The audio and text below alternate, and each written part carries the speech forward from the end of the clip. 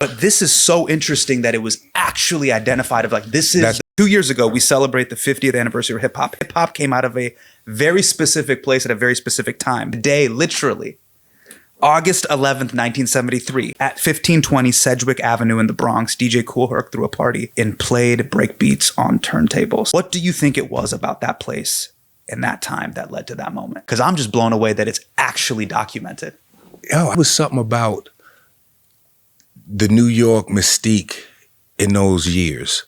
I see even the 60s through the 80s. It was a lot of things happening. It was like New York was the mecca of all things. Not just the fact that we were a melting pot for, you know, everything that came from Europe comes through New York, period.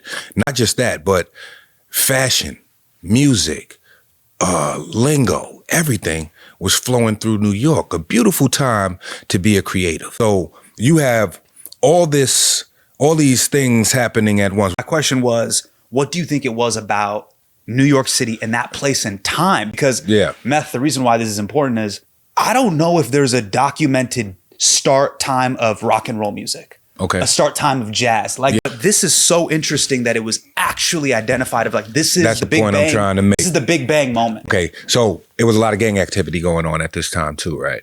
And a lot of struggle going on. And they say some of the best music comes out of struggle. Now, the amazing part is these are just kids with ideas. Herc was just a kid. Think about it. And he had an epiphany or maybe an idea or just something, a light went off. But it was documented at that point, which is a great lifting point launching point for this genre. Now, he had an idea and the kids, the people that identified with that, loved it because we're in a time of hardship right now. Nobody's really eating, everybody's broke, and partying is an outlet. Let's just say that. What better outlet to have than something that you can call your own? And at that point in time, hip hop was something that New York could call its own. And the fact that it's branched out to where it is now just speaks volumes, not to just, you know, the people that started it, but the movement itself. Yeah, and it was seen as a fad. Yeah. For decades. Yeah, like,